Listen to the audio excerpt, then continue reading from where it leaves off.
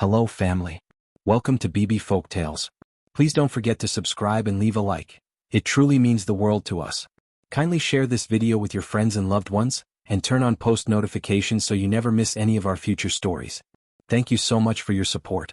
Now sit back, relax, and let's dive into today's story. By the time Amina turned 13, she had mastered a skill that most people never needed to learn. She could divide bread perfectly without using a knife. She used only her fingers and her careful eyes, making sure never to take more than what was fair. If there were 4 people sitting around the table and only 3 slices of bread available, Amina would quietly break her piece in half without saying a word. Nobody asked her to do this. Nobody even noticed most times. It was just something she had taught herself to do, like breathing or blinking. Their house sat tucked behind a row of tired-looking shops in the old part of town. The paint had peeled away from the walls many years ago, leaving bare patches that looked like scars. When the rain fell hard during the wet season, water dripped through holes in the roof. They placed buckets and bowls underneath to catch the drops. The floor felt cold under their feet even when the weather outside was burning hot. Every morning before the sun came up, Amina's mother walked to the roadside with a large basin balanced on her head. She sold roasted groundnuts to people passing by, calling out in a tired voice that grew weaker as the day went on. Her father fixed old radios when customers remembered they still owned them. Most days nobody came. Every evening after dinner, Amina stood at the sink washing plates under a weak yellow bulb that hung from a wire in the ceiling. The light flickered sometimes, threatening to go out completely. When the power finally died, which happened almost every night, Amina continued washing in complete darkness. She had memorized every detail of their kitchen. She knew exactly where each crack ran across each plate. She knew the spot where the sink had chipped away, leaving a sharp edge that could cut your finger if you weren't careful. She knew the tap leaked 3 drops every minute, and she had learned to position the bucket underneath it just right. At night, Amina lay on a thin mattress beside her younger brother, Yusuf. He fell asleep quickly and easily, his breathing soft and steady within minutes. Amina was different. Sleep came to her slowly if it came at all. She would lie awake for hours, staring at the ceiling that she couldn't even see in the darkness.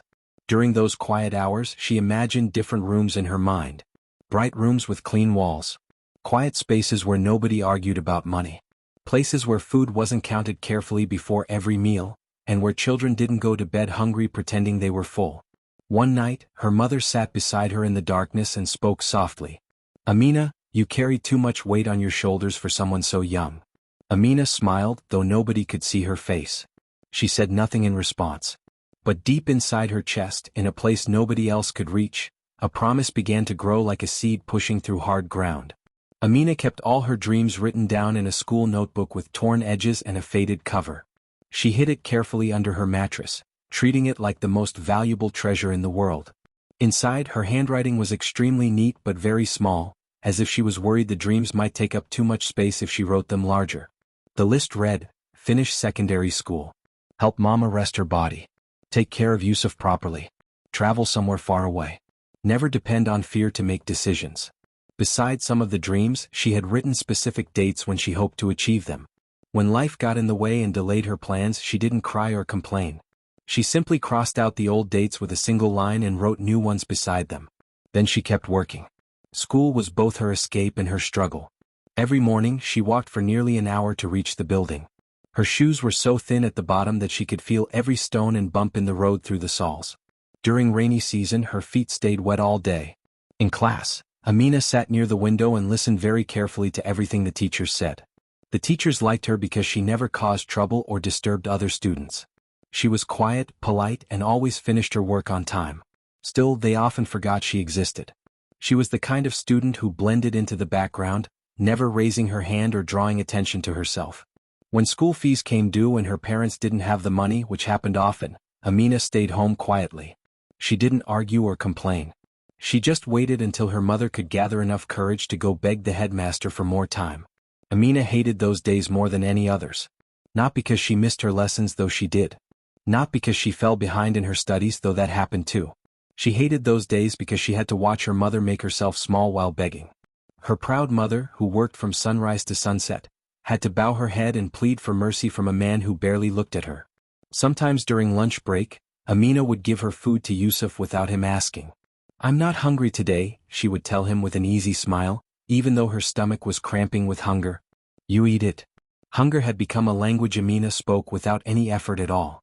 She understood its vocabulary perfectly. She knew the difference between the light hunger of missing one meal and the deep, aching hunger of missing several days of meals. She knew how to ignore it and keep moving forward. One afternoon, her mathematics teacher returned their test papers to the class. Amina had scored the highest mark in the entire form. The teacher held up her paper and looked genuinely surprised. "You are very smart, Amina," she said, studying her as if seeing her for the first time. "You must go far in life. Don't waste this brain." That night, Amina opened her secret notebook by candlelight and wrote one more line at the bottom of her list.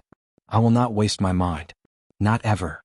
When Amina gained admission into a small college 2 years later, joy and fear arrived at her door at exactly the same time, like twins who couldn't be separated.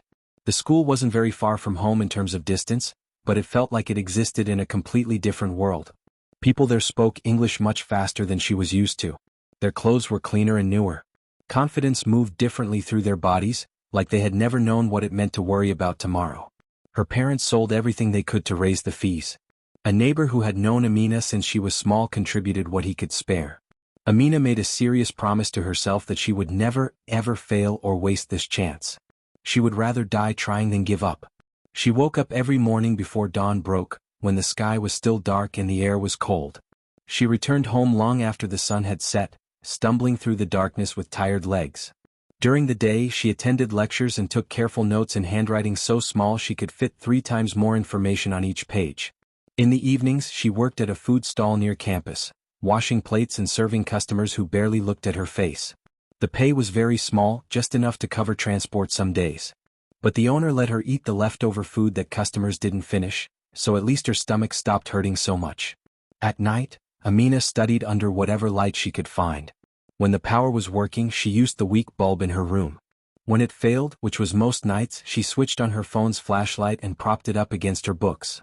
She would study like this for hours, watching the battery percentage drop slowly from 100 down to 20, then 15, then 10.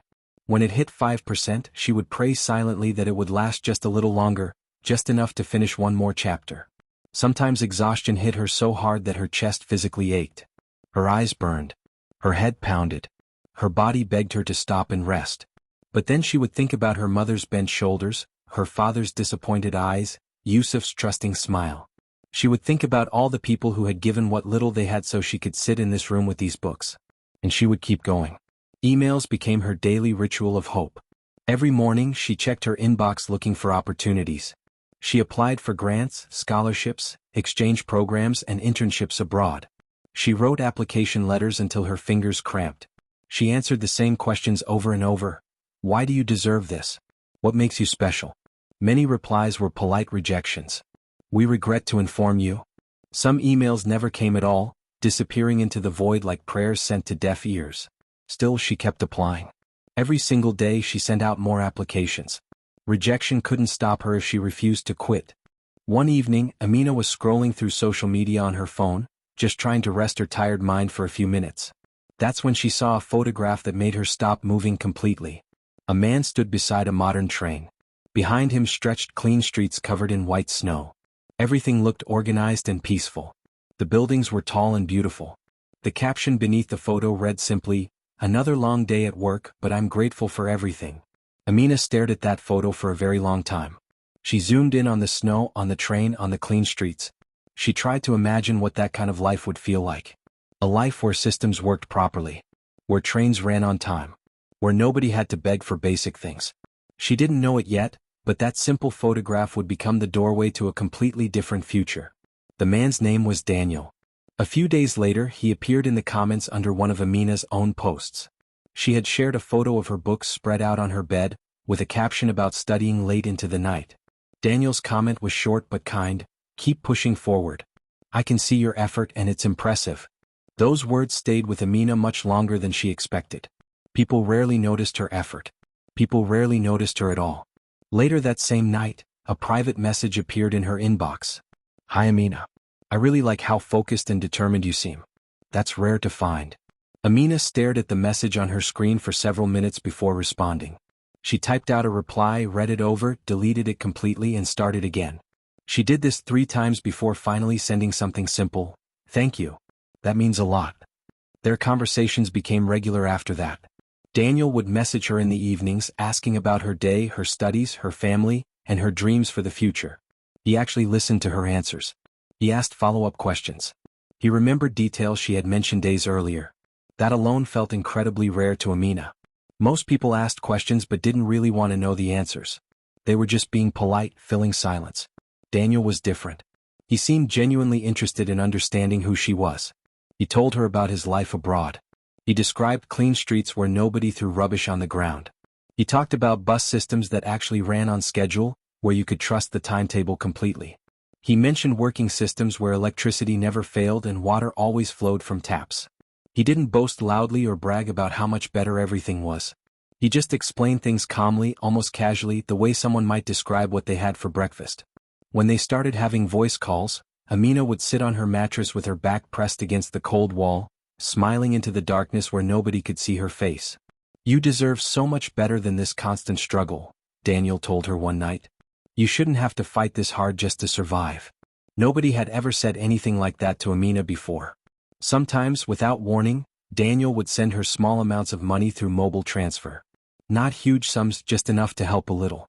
"Buy yourself some decent food," he would say. "Don't stress your body so much. You need energy to study."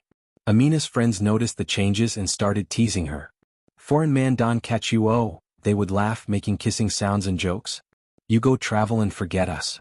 Amina laughed along with them, but privately she wondered if this was really how doors opened in life. Maybe this was how God answered prayers. Not with loud miracles, but with quiet connections that appeared unexpectedly. At night, lying in the darkness, she would touch her hidden notebook and whisper prayers. "God, if this connection is from you, let it be clean and real. Let it be good. Don't let it be a trap." She had heard too many stories of girls who thought they had found their ticket out of poverty, only to discover they had sold themselves into something worse. Stories of promises that evaporated like morning mist. Stories of men who used and discarded women like empty bottles. But Daniel seemed different. His words felt genuine. His kindness felt real. He never asked for anything inappropriate. He never pressured her or made her uncomfortable. He just cared. Still, Amina remained cautious. She had learned long ago that hope could be dangerous if you weren't careful with it.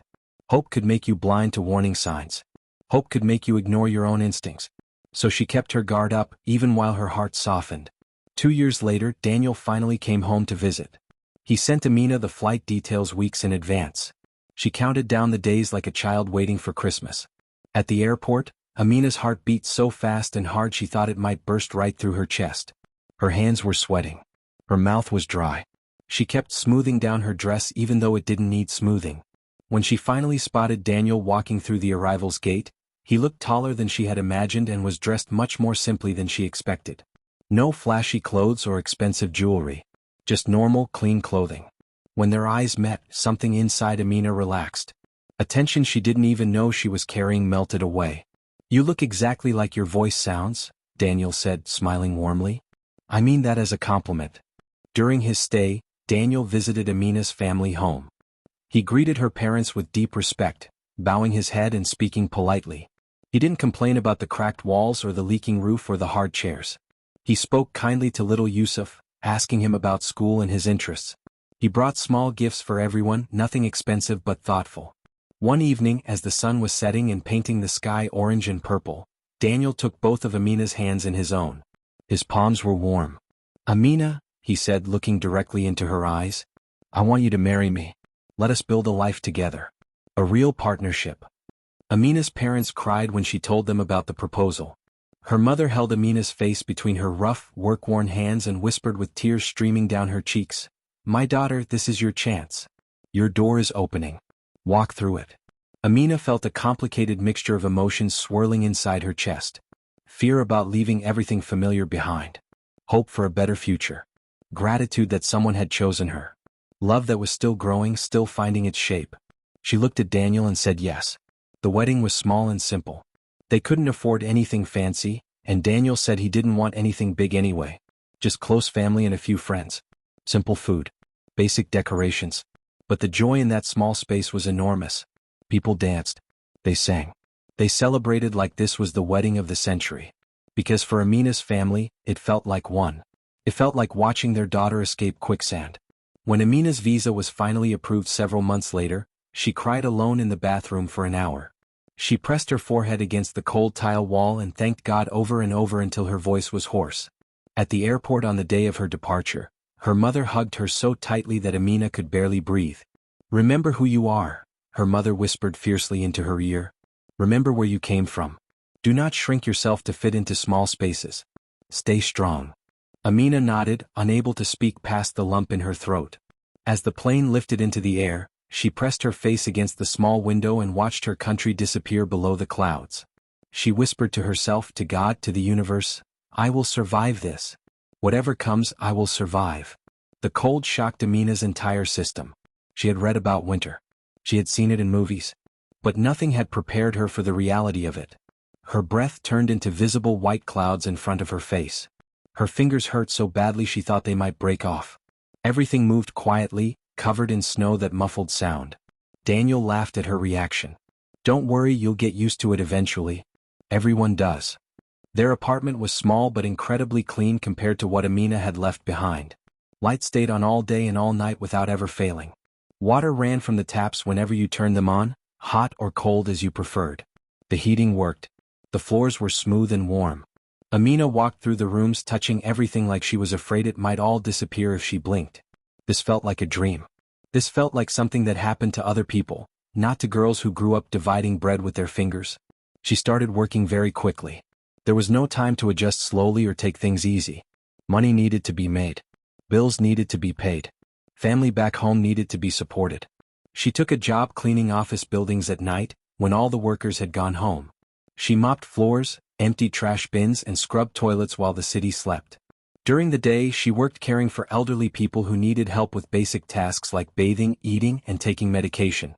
The work was physically heavy and emotionally draining. But Amina never complained. Not once.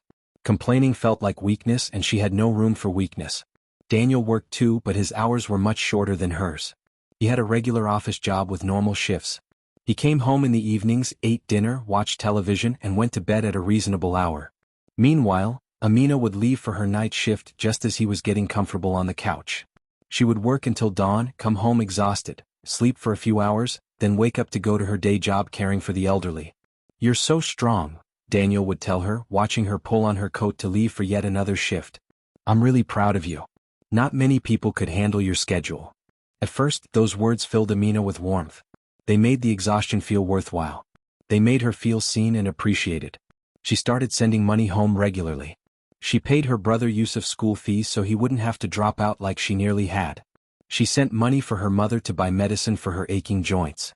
She helped pay for roof repairs so her family wouldn't have to sleep under leaking water anymore. The country felt safe. The systems worked. The marriage felt new and full of possibility. Amina believed she had finally arrived at the good life she had dreamed about for so many years. She had no idea that things were about to become much more complicated. Several months passed. Slowly, so slowly that Amina didn't really notice it happening, Daniel began to expect more from her. "Can you cover the rent this month?" he asked casually one evening. "I'm a bit short." "Your family needs help again," he would mention. "You should send something. You're earning pretty well now." Amina paid quietly without arguing. This was partnership, wasn't it? This was marriage. You helped each other. You supported each other. But then she noticed Daniel's contributions to their household getting smaller and smaller. He stopped paying for groceries. He stopped covering utilities. He would spend money on things for himself while expecting Amina to handle all the important bills. When Amina mentioned that she wanted to take some courses to improve her immigration status and maybe qualify for better jobs, Daniel's face changed. His expression became hard. "Why do you need that?" he asked, his voice cold. "You're here under me. You're already safe. Why complicate things?" "It's just for security," Amina explained softly, trying not to sound like she was arguing. "Just in case anything happens. It's smarter to have my own status." "You worry too much," Daniel said, waving his hand dismissively. "Nothing is going to happen. You're overthinking." But despite his words, Amina registered for the courses anyway. She studied during her few free hours. She took the exams while running on no sleep. And she passed. She passed everything. Daniel made jokes about her accent around his friends. He corrected the way she dressed. He told her how to behave in public so she wouldn't embarrass him. "Don't talk so loud. People will think you're uneducated." Amina started practicing words in the mirror when she was alone. She started speaking less and less in social situations. She made herself smaller. Still, she told herself this was normal. This was marriage. This was what enduring meant. The official letter arrived on a quiet Tuesday morning. Amina's hands shook so badly as she opened the envelope that she nearly tore the important paper inside. Application for permanent residency, approved. She read the words 3 times to make sure they were real. Then she cried quietly in the kitchen, covering her mouth with her hand so the neighbors wouldn't hear through the thin walls. When Daniel came home that evening, she showed him the letter with trembling hands and a huge smile on her face. He glanced at it briefly, his expression barely changing. "That's good," he said flatly. "Now you can relax and stop stressing so much." That was all. No celebration. No excitement. No acknowledgement of how hard she had worked or how much this meant. Later that night, Amina stood in front of the bathroom mirror studying her own face in the harsh fluorescent light. She touched her cheek gently.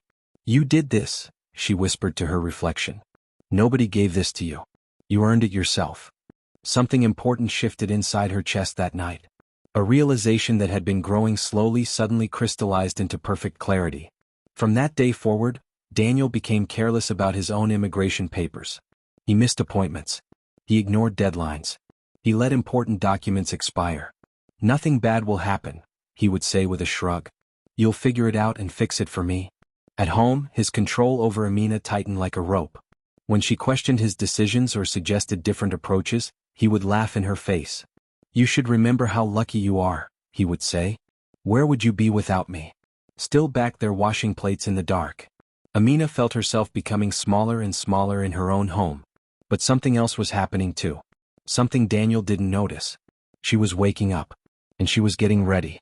Amina started noticing that many immigrants around her missed food and products from back home. The grocery stores here didn't carry the right spices. They didn't have the correct ingredients. People were hungry for tastes that reminded them of where they came from. She began selling small groceries online. Just on weekends at first, using her days off.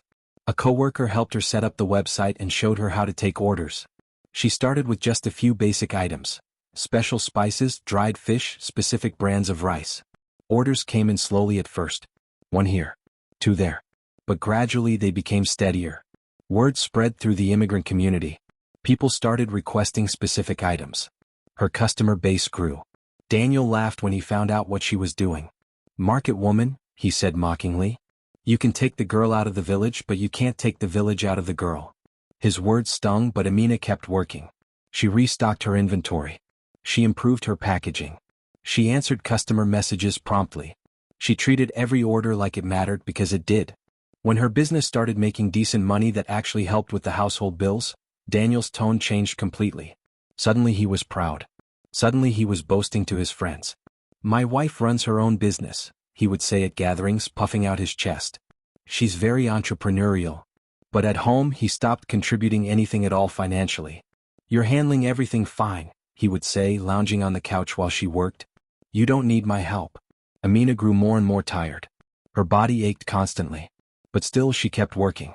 Because now she was working for herself. Building something that was hers. Creating security that nobody could take away. One evening, Amina finished her shift early because one of her clients had canceled their appointment. She came home 2 hours before Daniel expected her. As she climbed the stairs to their apartment, she noticed the building smelled different. There was a sweet, expensive perfume in the air. The kind Amina had never worn because she couldn't afford it and Daniel had never bought it for her. She stopped walking for a moment, key in hand, heart suddenly pounding. From inside the apartment, she heard Daniel's voice clearly. He was laughing. Not the polite laugh he used with her. A different laugh. Relaxed. Happy. Then she heard him say words that made her blood turn cold. "She won't leave me. Where would she even go? She has nothing without me." A woman's laugh responded. Light and carefree. Amina stood frozen in the hallway for what felt like hours but was probably only seconds. Her hand shook as she pushed the key into the lock and turned it. The door opened. Daniel was sitting on their couch. A woman Amina had never seen before was beside him, wearing clothes that cost more than Amina's entire wardrobe. Daniel looked at Amina calmly. No shame in his eyes. No guilt on his face. Just mild annoyance at the interruption. "Oh," he said flatly. "You're home early." Something inside Amina went completely still. Not angry. Not sad. just still. Like a lake with no wind. She looked at Daniel for a long moment. She looked at the woman. Then without saying a single word, she turned around and walked back out the door. She pulled out her phone as she walked down the stairs and made one call. Just one. That night, she slept in a motel room. Small and cheap but quiet. And for the first time in months, she slept without any tears. The next several days moved slowly but felt heavy, like walking through deep water. Amina didn't scream. She didn't throw things. She didn't make dramatic scenes. That wasn't who she was. Instead, she spoke to official people quietly and calmly. Immigration officials. Legal advisors. Housing authorities. She sent them records she had been carefully saving for months. Bank statements showing who paid what. Rent receipts in her name. Utility bills she had covered. Employment records proving her income. She laid out the truth piece by piece like assembling a puzzle. Daniel, meanwhile, went through every emotion possible. First he shouted, his face red with anger. Then he pleaded, his voice soft with desperation. Then he accused her of being ungrateful, cruel, vindictive. "You're going to ruin my life," he screamed one night when he caught her leaving the building with another bag of her belongings. Amina stopped and looked at him calmly. "No," she said quietly but firmly. "I'm just telling the truth about what happened. That's all." Letters started arriving. Official letters. Interviews were scheduled. Forms needed to be filled out. Daniel's immigration status was being reviewed. The apartment that had felt like a prison for so long suddenly didn't feel that way anymore. The walls seemed less close. The air seemed easier to breathe. For the first time since arriving in this cold country, Amina slept deeply and peacefully through entire nights. The official decision came back after several weeks of review. The tenancy agreement was examined. Financial records were verified. Both parties were interviewed separately. The conclusion was clear. Amina's name stood alone on all the important documents. She had been the primary financial contributor. She had the approved permanent residency status. The apartment was legally hers. Daniel's voice actually shook when he received his copy of the decision. "You planned this from the beginning?" he accused, his eyes wild. "This was your intention all along?" Amina looked at him steadily. "No," she said simply. "I didn't plan any of this. I just survived it." "There's a difference." He tried begging again. "Please, Amina. I made a mistake. Just one mistake. Don't do this to me. I helped you get here. Remember? I brought you here." Amina listened without interrupting. When he finished talking, she said one word, "No." Just that. Nothing else. No explanation. No justification. No apology. Just, no. Daniel packed his belongings slowly over the course of 3 days. Amina watched without feeling anger or satisfaction. She just felt empty. Like something inside her had burned out completely, leaving only ash. When the last bag was finally packed and sitting by the door, Daniel stood there looking at her. Maybe waiting for her to change her mind. Maybe hoping she would break down and beg him to stay. She didn't. "Goodbye, Daniel," she said softly. He picked up his bags and walked out. The door closed behind him with a quiet click. Amina stood in the middle of the apartment that was now completely hers. She looked around at the space that had held so much pain and confusion. Then she sat down slowly on the floor right there in the middle of the living room. And she cried. Not for Daniel. Not for the marriage that had failed. Not even for the time she had lost. She cried for herself. For the girl who had counted bread. For the young woman who had worked 2 jobs while studying. For all the versions of herself who had endured so much to reach this moment. She cried until she had no tears left. Then she got up, washed her face, and started planning her next steps. Life became smaller before it became steadier. Amina moved out of the apartment that held too many painful memories. She found a tiny studio. Just one room with a bathroom. White walls. One window that let in morning light. No history. No ghosts. Her small business stabilized and then grew. She reduced her cleaning shifts because she didn't need them anymore. She stopped working every single hour of every single day. She learned to rest without guilt. She slept properly for the first time in years. She laughed again, surprised by the sound of her own laughter. She cooked food she actually enjoyed eating. She watched movies just because she wanted to, not because she was too exhausted to move. Slowly, very slowly, Amina remembered who she had been before everything became about survival. She remembered the girl with dreams written in small handwriting. She remembered her own voice. One evening, Amina called her mother. The phone rang 3 times before her mother answered. "Amina?" Just hearing her mother's voice made Amina's throat tight with emotion. They talked for over an hour. Amina didn't tell her mother everything that had happened. Some things were too complicated to explain over a phone call. But she told her enough. When Amina finished talking, there was a long silence on the other end. Then her mother spoke, and her voice sounded stronger than Amina had heard it in years. "We are okay here, my daughter. Yusuf is doing well in school. Your father's shop is getting more customers. The roof is fixed. We are okay." She paused, then added firmly, "You did well, Amina. You did very, very well. I am proud of you." Amina smiled through her tears. "Thank you, Mama." One quiet afternoon, Amina was walking home from the grocery store when she saw a plane passing overhead. It was flying high, leaving a white trail across the blue sky. She stopped walking and stood there on the sidewalk watching it. She remembered being on a plane like that, leaving everything behind, terrified and hopeful in equal measure, whispering promises to herself about survival. She thought about the girl who used to divide bread with her fingers, the girl who studied by phone light, the girl who counted every coin and every dream. Amina placed her hand over her heart, feeling it beat steadily in her chest. "You made it," she whispered to that girl. "You actually made it." Amina learned many things during those quiet months of rebuilding her life. She learned that real strength doesn't announce itself loudly. It doesn't make dramatic declarations or grand gestures. Real strength is quiet. It's in the daily decisions to keep going. It's in the preparation you do when nobody is watching. It's in the documents you save and the plans you make in silence. Real strength is knowing when to speak and when to stay quiet, when to fight and when to simply walk away, when to give chances and when to protect yourself. She learned that surviving isn't the same as living, but sometimes you have to survive first before you can learn to live. Looking back at everything that had happened, Amina realized something important. Through all of it, the struggle, the betrayal, the divorce, the rebuilding, she had never shouted. She had never begged. She had never made dramatic scenes or thrown accusations around wildly. She had just prepared. Quietly, carefully, thoroughly. While Daniel thought she was weak and dependent, she was gathering evidence. While he assumed she had nowhere to go, she was building her own foundation. While he believed she needed him to survive, she was proving she could stand alone. The girl who had learned to divide bread without a knife had learned something even more important: how to divide her life from someone else's without breaking herself in the process. True strength, Amina understood now, is often silent.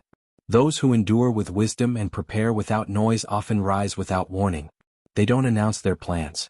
They don't telegraph their moves. They just work quietly until the moment comes. And when that moment arrives, they're ready. Amina was ready. And she was free.